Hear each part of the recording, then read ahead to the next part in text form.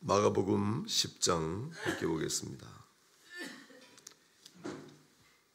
마가복음 10장 17절부터 31절까지 말씀을 함께 보겠습니다. 마가복음 10장 17절로 31절입니다. 71페이지 신약성경 마가복음 10장 17절 제가 먼저 읽겠습니다. 예수께서 길에 나가실새 한 사람이 달려와서 꿇어앉아 묻자오되 선한 선생님이여 내가 무엇을 하여야 영생을 얻으리이까? 예수께서 이르시되 네가 어찌하여 나를 선하다 일컫느냐? 하나님 한 분 외에는 선한 이가 없느니라. 네가 계명을 안 하니 살인하지 말라, 간음하지 말라, 도둑질하지 말라, 거짓 증언하지 말라, 속여 빼앗지 말라, 네 부모를 공경하라 하였느니라. 그가 여짜오되 선생님이여 이것은 내가 어려서부터 다 지켰나이다. 예수께서 그를 보시고 사랑하사 이르시되 네게 아직도 한 가지 부족한 것이 있으니 가서 네게 있는 것을 다 팔아 가난한 자들에게 주라. 그리하면 하늘에서 보화가 네게 있으리라. 그리고 와서 나를 따르라 하시니 그 사람은 재물이 많은 고로 이 말씀으로 인하여 슬픈 기색을 띠고 근심하며 가니라. 예수께서 둘러보시고 제자들에게 이르시되 재물이 있는 자는 하나님의 나라에 들어가기가 심히 어렵도다 하시니 제자들이 그 말씀에 놀라는지라. 예수께서 다시 대답하여 이르시되 얘들아 하나님의 나라에 들어가기가 얼마나 어려운지 낙타가 바늘 귀로 나가는 것이 부자가 하나님의 나라에 들어가는 것보다 쉬우니라 하시니 제자들이 매우 놀라 서로 말하되 그런즉 누가 구원을 얻을 수 있는가 하니 예수께서 그들을 보시며 이르시되 사람으로는 할 수 없으되 하나님으로는 그렇지 아니하니 하나님으로서는 다 하실 수 있느니라. 베드로가 여짜와 이르되 보소서 우리가 모든 것을 버리고 주를 따랐나이다. 예수께서 이르시되 내가 진실로 너희에게 이르노니 나와 복음을 위하여 집이나 형제나 자매나 어머니나 아버지나 자식이나 전토를 벌인 자는 연세 있어 집과 형제와 자매와 어머니와 자식과 전토를 100배나 받고 내세의 영생을 받지 못할 자가 없느니라. 함께 읽겠습니다. 그러나 먼저 된 자로서 나중되고 나중된 자로서 먼저 될 자가 많으니라. 아멘. 오늘은 영생을 구하는 사람 제목으로 말씀을 묵상하도록 하겠습니다. 영생을 구하는 사람. 나는 누구인가? 살아있는 동안 꼭 생각해야 할 34가지 질문이란 책이 있습니다. 각 시대를 대표하는 학자와 사상가들이 품었던 질문들 정리한 건데 크게 세 부분으로 되어 있습니다. 우리가 살아있는 동안에 꼭 생각해 보아야 할 질문들이 뭘까요? 첫 번째는 내가 알 수 있는 것은 무엇인가입니다. 내가 무엇을 알 수 있는가? 진리란 무엇인가? 감정은 무엇인가? 기억은 무엇인가? 언어는 무엇인가? 하는 질문들입니다. 두 번째는 나는 무엇을 실천해야 하는가라는 겁니다. 내가 무엇을 해야 하는가? 나 아닌 다른 사람이 필요한 이유는 무언가? 우리는 왜 남을 돕는가? 왜 실천해야 하는가? 도덕 등등.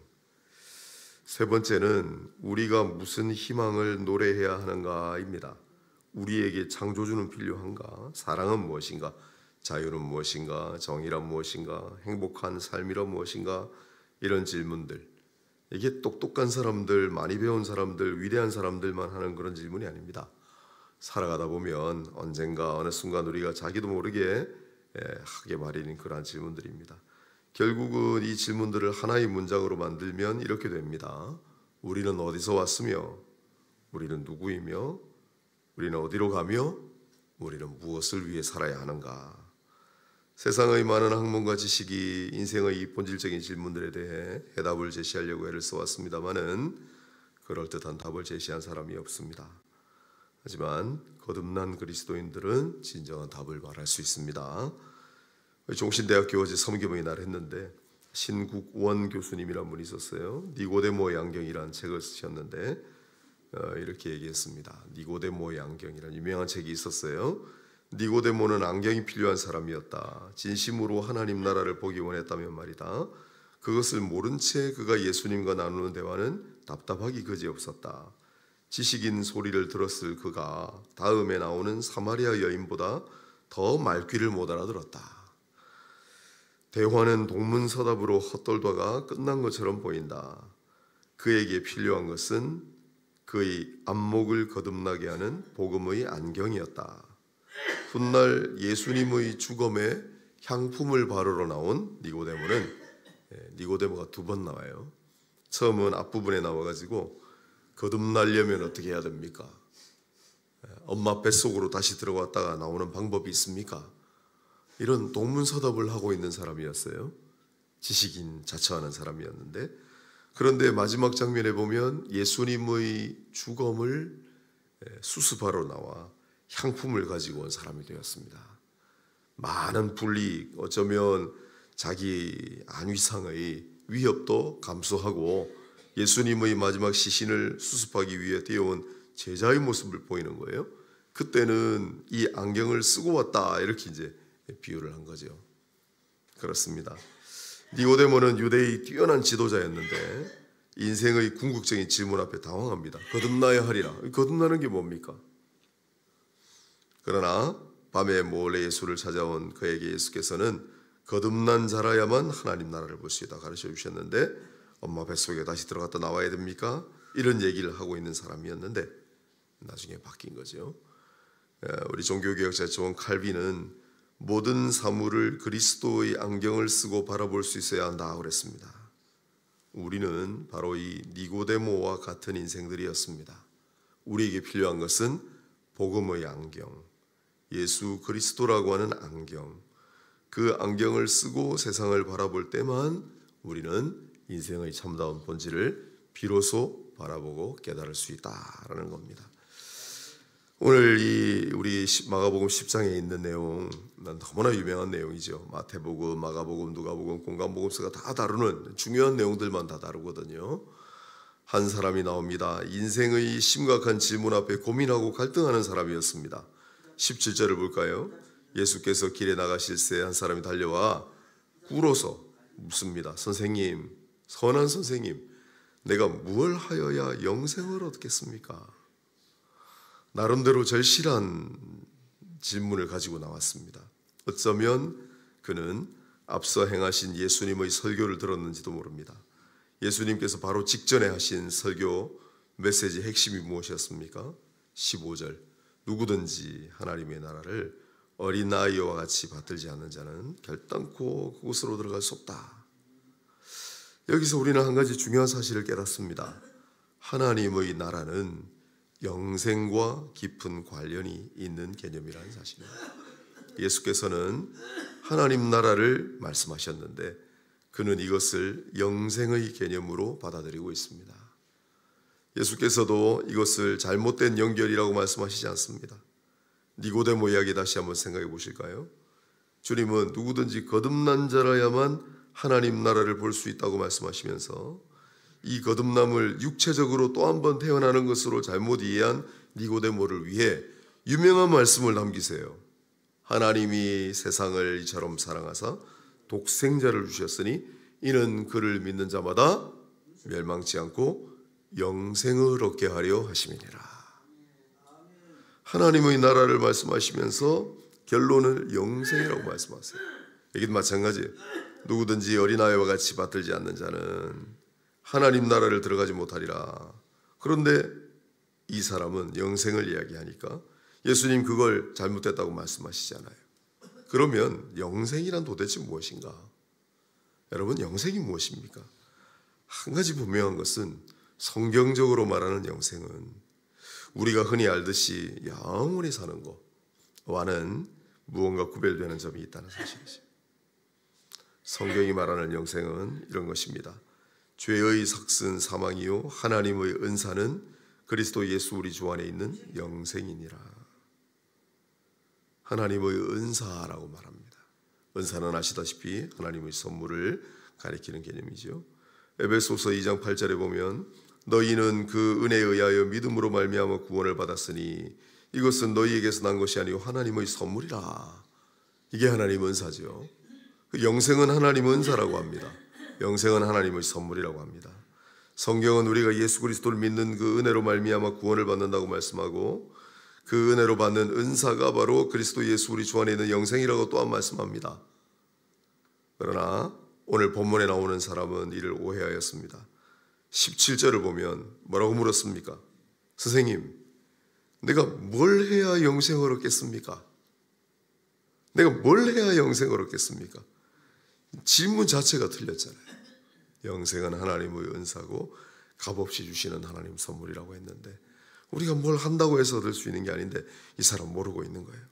예수님께서는 이 사람의 잘못된 영생관을 바로잡아 주시기 위해 18절에 보세요. 하나님 한 분 외에는 선한 이가 없다. 이 사람은 선한 행동을 통해 영생을 얻을 수 있다고 생각했습니다.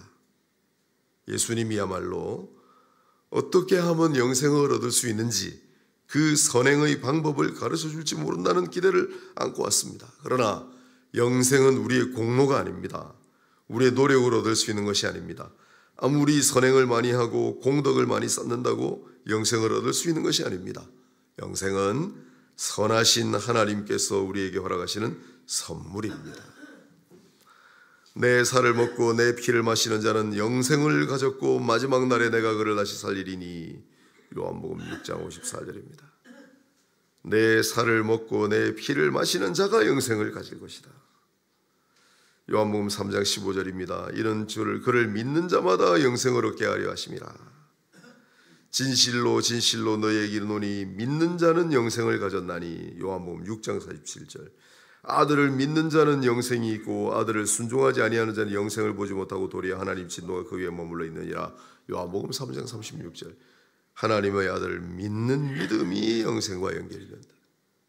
내 살을 먹고 내 피를 마시는 자가 영생을 가진다라고 얘기합니다. 요한복음 17장 3절에 영생은 곧 유일하신 참 하나님과 그가 보내신 이 예수 그리스도를 아는 것이다 라고 말씀합니다.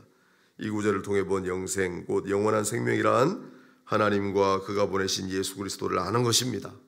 영생의 핵심은 예수 그리스도를 아는 것에 있습니다. 그런데 예수님 당시의 유대인들은 예수님을 하나님이 보내신 메시아로 아는 것이, 인정하는 것이 너무 어려웠습니다. 그들에게는 현실적인 메시아가 필요했어요. 로마로부터 자신들을 해방시켜 줄 수 있는 메시아, 정치적인 메시아, 자기가 가지고 있는 세력과 자기가 가지고 있는 권력을 더 튼튼하게 만들어줄 그런 메시아를 원했기 때문에 이 예수 그리스도를 메시아로 인정하지 않았습니다. 그러면 이 사람들에겐 영생이 없는 거예요. 어떤 선행을 하고 어떤 노력을 해도 영생을 가질 수가 없는 거예요. 오늘날 우리는 어떻습니까? 이성과 과학과 미디어의 세계에 살고 있는 우리는 더 이상 죄의 심각성을 느끼게 하고 회개할 것을 요구하는 불편함을 원하지 않습니다. 십자가의 죽음과 부활이라고 하는 비이성과 비과학의 그리스도를 거부합니다. 현대인들에게 필요한 것은 번영, 풍요의 메시아지 죄와 고난과 십자가의 메시아가 아닙니다. 이 시대 유대인들하고 똑같습니다. 우리를 더 강하게 하고 우리를 자유롭게 하고 우리를 해방시켜주고 우리에게 더 풍성한 것을 주고 우리에게 더 강한 권력을 줄 메시아를 원하지, 우리를 막 괴롭게 하고 힘들게 하고 회개를 촉구하고 우리의 죄의 심각성을 느끼게 하는 그런 메시아를 원하지 않습니다. 그러면 영생이 없는 겁니다. 영생이란 바로 이 십자가의 예수를 아는 것입니다. 이 안다라는 말은 지적으로 아는 차원이 아니고 인격적인 지식을 의미합니다. 우리의 지적으로, 감정적으로, 의지적으로 우리의 지식과 감정과 의지의 전인격으로 아는 것을 의미합니다. 이것이 구체적으로 의미하는 바가 뭘까요? 18절로 19절이 그걸 얘기합니다. 19절 21절까지 예수님은 선행과 공로를 통해 뭘 해야만 내가 영생을 얻겠습니까? 하는 이 사람을 깨닫게 해주시기 위해 너 계명을 지켰냐라고 물어봅니다. 뭘 해야 됩니까? 라고 물어보니까 계명은 지켰냐라고 물어봅니다. 그러자 이 청년은 어렸을 때부터 모든 계명을 다 충실히 지켰습니다라고 자신 있게 얘기합니다. 훌륭한 삶을 사는 사람인 것은 분명합니다. 그러나 그 얘기를 다 들으신 후에도 예수께서는 그에게 영생이 있다고 말씀하시지 않습니다. 왜냐하면 영생은 율법을 지켜서 얻을 수 있는 것도 아니었기 때문입니다.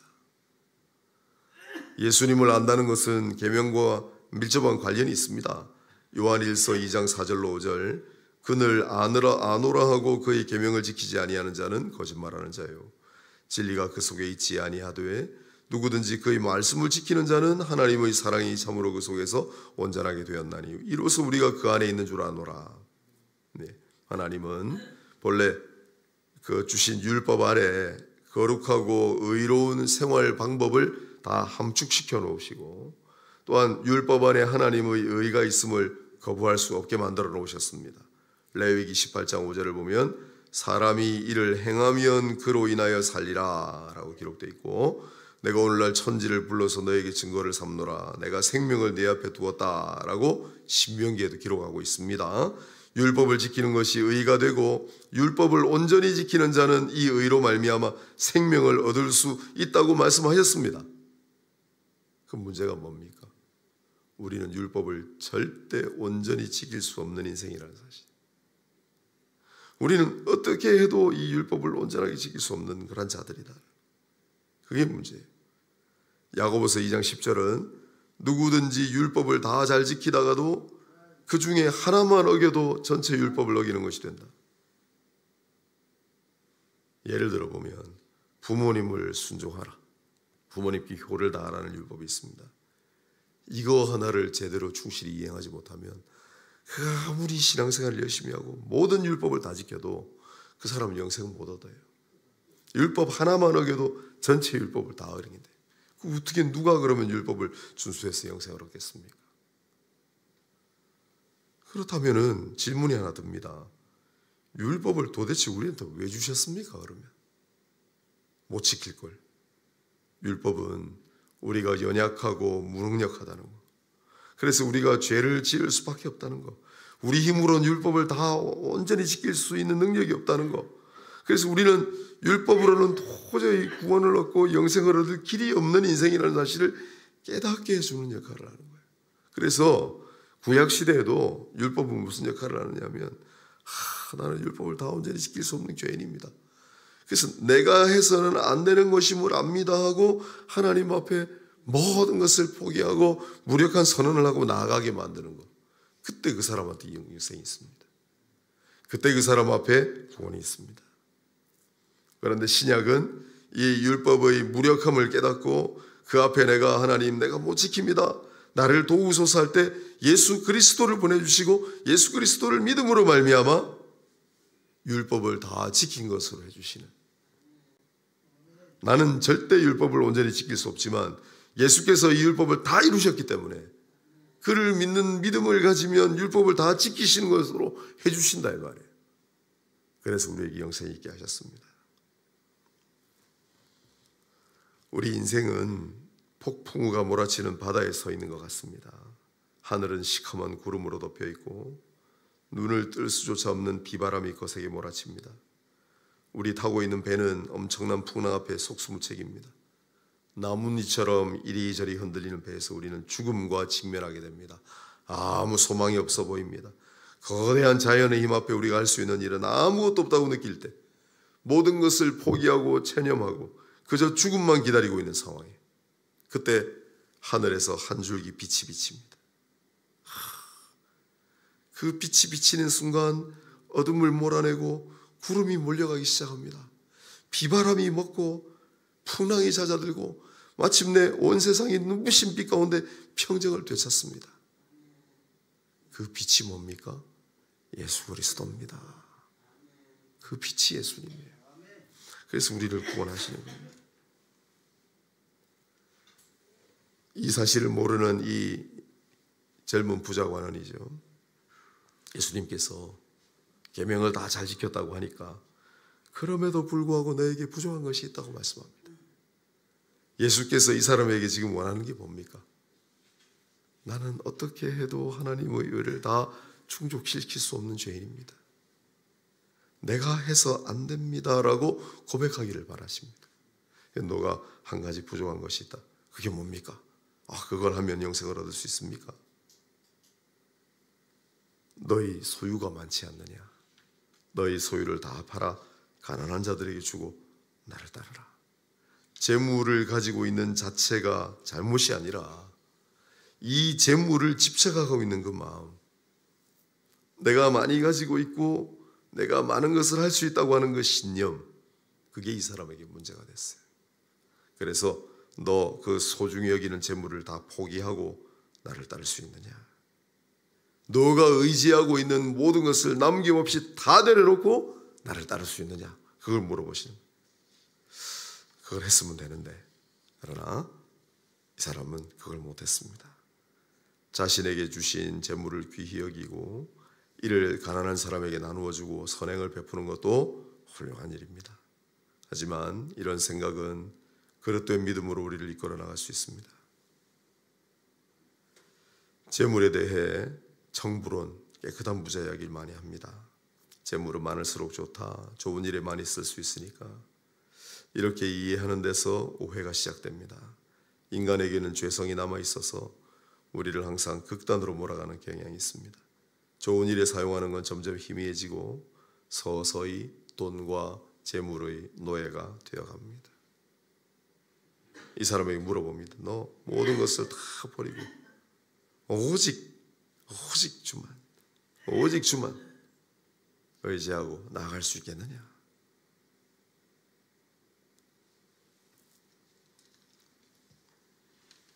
(22절을) 보세요. 그 사람은 재물이 많은 고로 이 말씀으로 인하여 슬픈 기색을 띠고 근심하며 가니라. 예수께서 안타까운 마음으로 이렇게 얘기하십니다. 재물이 있는 자가 하나님 나라에 들어가는 게 이렇게 어렵다. 봐라. 낙타가 바늘 귀로 들어가는 게 차라리 쉬울 것이다. 깜짝 놀랍니다. 제자들이. 그러면 도대체 누가 구원을 받을 수 있습니까? 그때 예수께서 하신 말씀이 마태복음 19장 26절에 있는 말씀하고 똑같은 말씀이 또 나옵니다. 사람으로서는 할 수 없으나 하나님으로서는 다 하실 수 있느니라.